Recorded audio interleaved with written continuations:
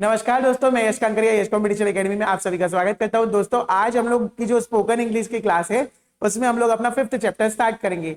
उस चैप्टर का नाम है वर्ब। वर्ब का मतलब होता है क्रिया। क्रिया मतलब किसी कार्य को करना यानी एक्शन। ठीक है, जैसे कि चलना, फिरना, दौड़ना, घूमना, नाचना, गाना, ये सब चीजें क्या है? क्रिया है। ठीक है, तो देखिए इसमें क्या लिखा है। A verb is a word that shows an action, state, condition और ऑक्यूरेंस। तो केवल एक्शन ही नहीं है इसमें, और क्या क्या चीजें हैं? स्टेट यानी अवस्था, स्थिति, घटना, सब चीजें क्रिया है भाई। खाना, जाना, पढ़ना, लिखना, बोलना, दौड़ना, सब चीज। ठीक, सोना भी एक क्रिया है, सोने में भी मेहनत करनी पड़ती है। वर्क, काम करना, इज, होना, इज द क्या है? वर्ब है आपका। अगला बोला है बिकम, बनना। मुझे क्या बनना है? डॉक्टर बनना है। तो ये क्या हो गया आपका? बनना भी क्या है? आपका क्रिया है। ठीक है, आई टीच इंग्लिश, तो इसमें वर्ब क्या होगा? टीच, पढ़ाना भी अपने आप में एक क्रिया है। शी इज हैप्पी, तो इज का मतलब क्या हो गया यहाँ पे? वर्ब। दे प्ले क्रिकेट, तो प्ले मतलब वर्ब। ठीक है, तो एक्शन, स्टेट, ऑक्यूरेंस, तीन में से कोई भी चीज घटी यानी ये हो गया वर्ब आपका। ठीक है, अब वर्ब ना अलग अलग टाइप के होते हैं। सबसे पहला जो वर्ब होता है उसका नाम होता है मेन वर्ब। ठीक है, तो मेन वर्ब का मतलब देखो यहाँ पे लिखा है, a main verb is the principal verb in the sentence that expresses the main action और स्टेट। किसी मेन एक्शन के बारे में बता रहा है। ठीक है, जैसे कि मेन वर्ब सेंटेंस के मुख्य काम या अवस्था को बताता है। जैसे आई टीच इंग्लिश, तो टीच क्या हो गया? Main verb. She reads the book, तो रीडिंग क्या हो गया यहाँ पे? Main verb. They play football, तो प्ले क्या हो गया? Main verb. ठीक है, एग्जाम्पल यही सब है, खाना पीना, चढ़ना फिरना, दौड़ना, उठना बैठना, सब कुछ।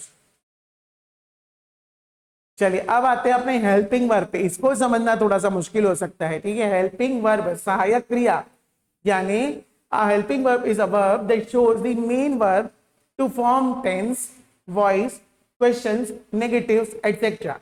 ठीक है, अब देखो इसमें क्या लिखा है? I am, am, is am are, was where, be being, been, is am are, was where, be being, been।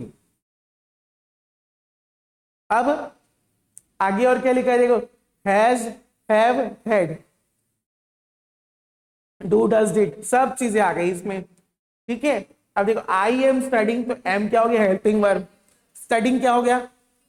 Main verb. ठीक, she has finished her work, तो हैज हो गया हेल्पिंग वर्ब, फिनिश्ड हो गया main verb. Do you speak English, तो speak क्या हो गया यहाँ पे? Main verb. डू क्या हो गया? Helping verb. ठीक है, ऑक्सिलरी वर्ब थर्ड होगा, एकदम थर्ड नंबर पे आएगा। क्या बोलता है? ऑक्सिलरी वर्ब का मतलब भी ब्रॉडली हेल्पिंग वर्ब ही होता है, but auxiliary verb help the main verb to express the tense, question, negative, passive, voice etcetera. अब इसमें क्या होता है? प्राइमरी जो ऑक्सिलरी वर्ब्स होते हैं वो होते हैं is, am, are, was, were, be, being, been, have के लिए has, have, had, do, does, did. ठीक है, ये सब चीजें क्या आपकी ऑक्सिलरी वर्ब में आ जाती है, मतलब हेल्पिंग वर्ब को ही हम लोग ऑक्सिलरी वर्ब कह सकते हैं। ठीक, अब देखो इसमें इंपॉर्टेंट चीज बोला है, बी, हैव, डू हमेशा हेल्पिंग वर्ब नहीं होते। अगर ये खुद मीनिंग बना रहे हैं, खुद मेन मीनिंग दे रहे हैं, तो ये मेन वर्ब कहलाते हैं। क्या क्या? Be, have, do, do your work. ठीक है, हैव, आई हैव इट, मेरे पास वो है। Be a good man. ठीक है, तो यहाँ पे चीजें चेंज हो जाती है। जैसे example, I am a teacher, तो यहाँ पे एम क्या है? मुख्य वर्ब है। किसकी बात हो रही है? एम की बात हो रही है। आई एम टीचिंग इंग्लिश, तो यहाँ पे हेल्पिंग वर्ब क्या है? एम, और मेन वर्ब क्या है? टीचिंग। क्यों? इसमें एम के बाद टीचिंग लगा है, इसमें देखो एम के बाद कुछ नहीं लगा, फिर टीचर लगा है बाद में। ठीक है, इसलिए डिफरेंस आया यहाँ पे। आई हैव अ कार, तो कार के लिए क्या हो जाएगा? ये हैव जो है ये मेन वर्ब हो जाएगा। और बोलूंगा I have bought a car, तो यहाँ पे हैव क्या हो जाएगा? हेल्पिंग वर्ब हो जाएगा। ठीक है, बॉट जो है वो क्या हो जाएगा? मेन वर्ब कहलाएगा फिर। ठीक है, मतलब कुछ नहीं रहा तो उसी को हम लोग मेन वर्ब बना लेंगे, कुछ रहेगा तो उसको साइड वाला बना देंगे, हेल्पिंग वर्ब। अगला चलो देखते हैं मॉडल वर्ब। मॉडल मतलब भाव, मॉडल मतलब भाव यानी इमोशंस। तो इमोशंस बताने वाला वर्ब भाववाचक कहलाता है। जैसे modals are auxiliary verbs used to express ability, possibility, permission, necessity, advice, obligation, intention. अब इनके ना शब्द को हम लोग समझ लेते हैं, आगे जाके इंग्लिश में हमारे सब वर्ड्स काम आने वाले हैं। तो पहला बोला क्या, एबिलिटी, एबिलिटी मतलब कार्य करने की क्षमता, हम एबल है, कैपेबल है उस काम को करने के लिए। दूसरा पॉसिबिलिटी, संभावना, चांसेस है कि अब आज क्या है, पॉसिबिलिटी की धूप निकल सकती है ऐसा। अगला परमिशन, काम को करने से पहले परमिशन लेना पड़ेगा, ठीक है। अगला नेसेसिटी, करना बहुत जरूरी है इसको, आज के आज कर लेना। अगला एडवाइस, हम तुमको सलाह दे रहे हैं। अगला ऑब्लिगेशन, कंपल्सरी, ये तो करना ही रहता है ना, मैंडेटरी है। अगला इंटेंशन, जानबूझकर, ठीक है, इंटेंशन मतलब जानबूझकर। चलिए अब देखते हैं मॉडल वर्ब्स किसी एक्शन के बारे में, एबिलिटी, पॉसिबिलिटी, ये सब चीजें तो बताता ही है। जैसे कैन, क्या तुम आ सकते हो, यस, कैन आई कम इन, मैं आ सकता हूं के अंदर, ऐसा। Could, how could you do this, तुम ऐसा कैसे कर सकते हो, ठीक है। मे, हो सकता है आज बारिश हो, देयर में भी रेन, हो सकता है बारिश हो। माइट, देयर माइट बी, है ना, तो ये क्या है, संभावनाएं बता रहे। Shall, I shall go to home, मैं जाऊंगा। शुड, मुझे घर जाना चाहिए, ठीक। Will, I will go to home. अगला I would go to him, you must go to home. Ought to go to home, तुमको घर चले जाना चाहिए, मतलब आउट टू, ठीक है। अब इसको सेंटेंसेस में देखते हैं। कैन का मतलब होता है एबिलिटी, देखो मैं तैर सकता हूं तो क्या हो गया, I can swim. I could swim when I was young, जब मैं छोटा था ना तो मैं तैर पाता था, अब नहीं तैर पाता, तो इसके लिए ये सेंटेंस में लग गया कैन की जगह कुड, मैं तैर पाता था। कैन मतलब तैर पाता हूं, कैन मतलब हूं, कुड मतलब था। अगला मे आई कम इन, क्या मैं अंदर आ सकता हूं। अगला might, he might come tomorrow, हो सकता है वो कल आए, ठीक है। अगला यू शुड वर्क हार्ड, तो तुमको करना ही चाहिए। यू शुड मतलब एडवाइस दे रहे तुमको कि भाई तुमको थोड़ी मेहनत करनी चाहिए, करो नहीं करो तुम्हारे ऊपर है, ठीक। बट क्या होता है, यू मस्ट फॉलो रूल्स, चलो होमवर्क करो नहीं करो पर तुमको जो क्लास के नियम है उसको तो मानना ही पड़ेगा। तो यहाँ पे कंपल्शन लग गया, मस्ट, उसको करना ही पड़ेगा। अगला I will call you tomorrow, कल मैं तुमको एक फोन लगाऊंगा, ठीक है। और फिर नहीं तो पूछेंगे क्या मैं कल आपको कॉल कर सकता हूँ, ज्यादा विनम्र हो करके, तो विल की जगह बन जाएगा would. Would you like some tea, क्या आप थोड़ा चाय पीना चाहेंगे, ऐसा, ठीक है। तो मॉडल के लिए रूल्स है। मॉडल के बाद क्या लगता है, वर्ब का फर्स्ट फॉर्म लगता है। He can speak English, he can speaks नहीं होगा, फिर she can, she will come tomorrow, ऐसा होगा, शी विल कम्स नहीं होगा, ठीक है, क्योंकि सिंगुलर की बात है। अगला है हमारे पास में ट्रांजिटिव वर्ब। ट्रांजिटिव मतलब एक चीज से दूसरी चीज में जब हम जा रहे होते हैं, ट्रांसफर का जो प्रोसेस हो रहा होता है उसको ट्रांजिटिव वर्ब कहते हैं। जैसे कि transitive verb is a verb that takes an object to complete its meaning, object की मीनिंग बताने में मदद करता है। अब देखो इसमें क्या लिखा है, एग्जांपल में सेंटेंस से ज्यादा अच्छे से समझ में आता है। आई रीड अ बुक, तो यहाँ पे बुक क्या है, ऑब्जेक्ट, तो रीड क्या है, वर्ब, ठीक। शी ओपन दी डोर, तो यहाँ पे ओपन क्या हो गया, वर्ब, डोर क्या हो गया, object. He bought a car, तो बॉट वर्ब, कार ऑब्जेक्ट। अपन तो इसको पहचान ही गए, सब्जेक्ट और ऑब्जेक्ट में मेरे को नहीं लगता कहीं दिक्कत आएगा अपने को, ठीक। चलो अगला, वर्ब के बाद अगर पूछे किसका, कौन सा, तो ऐसा रहेगा आई बॉट अ बुक, मैंने एक किताब खरीदी। तो फिर मुझे क्या खरीदे बताओ, किताब, ऐसा बताओगे। तो यहाँ पे आई बॉट वॉट, क्या खरीदा मैंने, किताब, ठीक है। तो बॉट यहाँ पे ट्रांजिटिव हो गया, सवाल बनाने वाला हो गया। इनट्रांजिटिव की बात करते हैं, अकर्मक, ठीक है। And intransitive verb does not require a direct object to complete its meaning, बिना ऑब्जेक्ट के भी वो अपनी मीनिंग को पूरी कंप्लीट कर सकता है, ठीक। तो ये सेंटेंस जल्दी खत्म हो जाएगा। जैसे ए he sleeps, the sun rises, bird fly, ठीक है, द बेबी क्राइड। तो किसी और के ऊपर डिपेंडेंट नहीं है, यहाँ डायरेक्ट ऑब्जेक्ट नहीं होता है, बिना ऑब्जेक्ट के भी हो जाती है चीजें कंप्लीट। अब देखो बर्ड फ्लाई में क्या है, ऑब्जेक्ट, बताओ कुछ बोल पाओगे क्या, तो यही है, यहाँ डायरेक्ट ऑब्जेक्ट नहीं होता है। तो वर्ब के बाद क्या, किसका, ऐसा ले गए तो कैसे पूछेंगे अपन सवाल। तो देखो ट्रांजिटिव में क्या होता है, ऑब्जेक्ट चाहिए। इनट्रांजिटिव बोलता है डायरेक्ट ऑब्जेक्ट की जरूरत नहीं है। ये बोलता है आई रीड अ बुक, ये बोलता है आई स्लीप, स्लीप में तो कुछ और है ही नहीं। शी ओपन द डोर, ये बोलता है आई ही लॉर्ड, इसने हंसा, ठीक है। लॉफ्टर, लॉफ्टर बोलते हैं ना अपन, हंसना, loft. He bought a car, उसने कार खरीदी। द बेबी क्राइड, बच्चा रो रहा है, तो कार नहीं है, सिर्फ बच्चा रो रहा है तो भी इसमें आएगा, ठीक है। तो इस तरीके से इसके और example the, he runs every morning, वो रोज सुबह दौड़ करता है, दौड़ पे जाता है, तो ये इंट्रांसिटिव है। अब यहाँ पे देखो सेंटेंस कंप्लीट है, ही रन्स भी बोलेगा तो भी कंप्लीट है, एवरी मॉर्निंग को हटा भी देगा तो, अब यहाँ पे देखो ही रन्स अ बिजनेस, इसमें मजेदार क्या बात है, अगर रन्स के बाद हटा दोगे ना मीनिंग पूरी की पूरी होगी ही नहीं कंप्लीट। ही रन्स मतलब क्या, दौड़ता है क्या, नहीं भैया वो बिजनेस चलाता है, तो ये ट्रांजिटिव हो गया। ठीक है, ट्रांजिटिव में ना सेंटेंस बिना मीनिंग से पता नहीं चलती है, बट इंट्रांजिटिव में आधे में भी समझ में आ जाएगा कि वो क्या बोलना चाह रहा है। ठीक, चलो नेक्स्ट रेगुलर वर्ब। रेगुलर मतलब नियमित, नियमित मतलब कंटिन्यू, डेली। ठीक है, अब इसमें देखो क्या लिखा है, a regular verb performs its past tense and past participle generally by adding ed or d। तो देखो जैसे मैं ना वर्क का first form, second form, third form लगा है, work, worked, work, play, played, played, clean, cleaned, clean, open, opened, opened, love, loved, loved. तो ये क्या है, उसका सेकेंड और थर्ड फॉर्म है। तो जैसे आई वर्क एवरी डे, तो ये क्या हो जाएगा, आई वर्कड यस्टरडे, मैं कल काम किया था। आई हैव वर्कड हार्ड, मैंने मेहनत किया था। ठीक है, इरेगुलर में क्या हो जाएगा, अनियमित। अनियमित का मतलब क्या हो गया, irregular verb do not form there past forms by simply adding ED और डी। तो इसमें ईडी और डी नहीं लगाते हैं, इसका तीनों फॉर्म अलग अलग है, गो, वेंट, गॉन, कम, केम, कम, ईट, एट, ईटन, ये सारे इसके वर्ब के फर्स्ट, सेकेंड और थर्ड फॉर्म है, जो और भी बहुत सारे जिनको आपको थोड़ा प्रैक्टिस घर पे करना पड़ेगा। ठीक है, अब इसके बाद में क्या होगा, कुछ सेंटेंसेस दिए थे। अब उसके बाद नेक्स्ट है आपका फाइनाइट वर्ब, जिसको आप गिन सकते हो, है ना। A finite verb is a verb that changes according to the tense, person और number and can function as the main verb of a clause.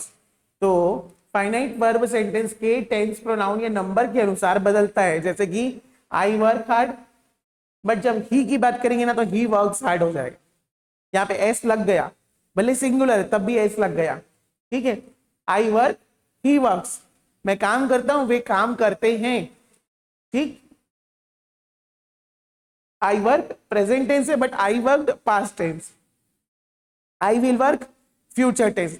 तो कितना छोटा सा वर्ड है, आई वर्क, इसके तीन बन गए, पास्ट, प्रेजेंट, फ्यूचर। ठीक है, विल मतलब फ्यूचर, ईडी मतलब पास्ट। ठीक, नॉन फाइनाइट में क्या चीजें आ जाएगी, असीमित। Non finite verb does not change according to the subject और टेंस, वो वैसी का वैसी रहेगा, बिल्कुल चेंज नहीं होने वाला है। ठीक है, तो non finite verb subject person के अनुसार अपना फॉर्म नहीं बदलता है, और सामान्यतः अकेले ही मेन फाइनेटिव वर्ब की तरह काम नहीं करता है। जैसे इन्फिनेटिव, जिरन और पार्टिसिपल, ये तीन हो गए। तो पहले एक एक करके हम पढ़ते हैं, किसके अंदर में पहले देख लो वापस से, नॉन फाइनाइट वर्ब के अंदर में आती है सारी चीजें। ठीक है, नॉन फाइनाइट वर्ब में क्या है, तीन कैटेगरीज है। पहले आ गया आपका इसमें जीरन। तो जीरन मतलब क्या होता है, क्रियावाचक संज्ञा। ठीक है, क्रियावाचक संज्ञा मतलब क्या हो गया, किसी चीज के बाद अगर आईएनजी लगा है तो वो जीरन कहलाएगा। ठीक, अब देखिए इसमें क्या लिखा है, आईएनजी फॉर्म होता है लेकिन सेंटेंस में नाउन का काम करता है। जैसे swimming is a good exercise, swimming क्या है, वर्ब है, स्विम क्या है, वर्ब, और उसमें आईएनजी लग गया तो ये बन गया। अगला reading is a hobby, I enjoy playing cricket. ठीक है, सब में आईएनजी लगा है नाउन का। अब अगला बात करते हैं अपन इन्फिनेटिव का। तो इन्फिनेटिव में क्या होता है, टू प्लस वर्ब होता है, मतलब कि वर्ब का फर्स्ट फॉर्म टू रीड यानी पढ़ना, to write, to speak, to learn, to play, to teach. अब ऐसे फिल इन द ब्लैंक्स रहेंगे तो आपको बनाने में ज्यादा आसान रहेगा। ठीक है, क्या पूछा है वैसे ही लगा दो, टू वाला बोला है तो पूरे में टू लगा दो, आसान है एकदम। I want to learn English, infinitive हो गया। ठीक, she wants to become a teacher, to become infinitive हो गया।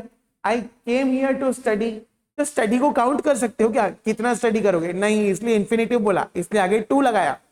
ठीक है, अगला कुछ सिचुएशन में टू नहीं आता है, जैसे आई कैन स्विम, तो आई कैन टू स्विम नहीं होगा, यहाँ पे क्या होगा, स्विम बेयर इन्फिनेटिव कहलाएगा, इसमें मॉडल प्लस वर्ब वन लगता है बस, इसमें आईएनजी या टू की जरूरत नहीं है।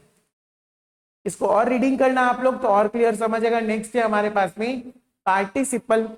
पार्टिसिपल का मीनिंग क्या हो गया, कृदंत बोलते हैं इसको हिंदी में अपन। ठीक है, a participle is a verb form that function as an adjective और हेल्प फ्रॉम वर्ब फ्रेजेस। क्या होता है इसको और हिंदी में समझते हैं, पार्टिसिपल वर्ब का ऐसा फॉर्म होता है, पार्टिसिपल वर्ब का ऐसा फॉर्म होता है जो एडजेक्टिव की तरह काम करता है या वर्ब फ्रेज बनाने में मदद करता है। तो कैसे करेगा, चलो देखते हैं। पार्टिसिपल अलग अलग प्रकार के होते हैं। पहला होता है प्रेजेंट पार्टिसिपल, तो वर्ब में जुड़ेगा ये, क्या लग जाएगा आईएनजी, और ये बन जाएगा प्रेजेंट पार्टिसिपल। ठीक है, run running, cry crying, smile smiling, sing singing, बस। ठीक है, बस इतना ही है प्रेजेंट पार्टिसिपल। अब तुमको बोलेगा कभी क्वेश्चन में इस सेंटेंस का प्रेजेंट पार्टिसिपल बना करके दो, बना देना आईएनजी लगा के, सिंपल। अब बोलेगा पास्ट पार्टिसिपल बनाना है, तो पास्ट पार्टिसिपल के लिए हमेशा वर्ब का थर्ड फॉर्म में जाते हैं हम लोग। तो कैसे हो जाएगा, ब्रोक का ब्रोकन, राइट का रिटर्न, ईट का ईटन, स्पोक का स्पोकन, फिनिश का फिनिश्ड। ठीक है, ऐसे थर्ड फॉर्म बताना है। तो ये क्या कहलाएगा, पास्ट पार्टिसिपल। एग्जाम में, कॉलेज के एग्जाम्स में ऐसे क्वेश्चन अक्सर देखने को मिलते हैं इंग्लिश में, और बहुत आसान है, तो इजीली नंबर मिल जाएगा। ठीक है, तो पार्टिसिपल और जिरन में क्या अंतर है, तो बोला swimming is a good exercise, तो यहाँ पे स्विमिंग जिरन कहलाएगा, क्योंकि यहाँ नाउन का काम कर रहा है, स्विमिंग ही तो काम है ना, नाउन का काम कर रहा है। अगला swimming, the swimming boy is my brother, तो यहाँ पे बॉय हो गया, तो यहाँ पे स्विमिंग जो होगा वो पार्टिसिपल बन जाएगा। कौन सा पार्टिसिपल, प्रेजेंट पार्टिसिपल, क्यों, क्योंकि आईएनजी लगा है।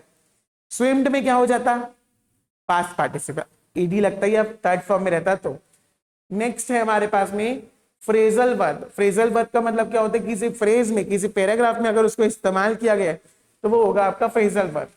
देखो इसमें क्या लिखा, phrasal verb is a combination of verb and one और मोर पार्टिसिपल। वर्ब भी है, पार्टिसिपल भी है, usually adverb preposition that creates a different meaning, जिसकी वजह से वर्ब की मीनिंग चेंज हो जाती है। तो इसमें देखते हैं, एक आध एग्जांपल क्लियर हो जाएगा। फ्रेजल वर्ब में गेट अप, गेट के साथ क्या लगा, अप। ठीक, wake up, sit down, stand up, तो ये केवल वर्ड नहीं है, क्या है, अपने आप में एक फ्रेज है। ठीक है, तो stand up, give up, look after, look for, find out, ये अपने आप में क्या होता है, जैसे मैं तुमको बोल दिया सिट डाउन, तो तुम्हारे सेंटेंस ही कंप्लीट हो गया, एक प्रकार समझ आ जाएगा क्या करना है।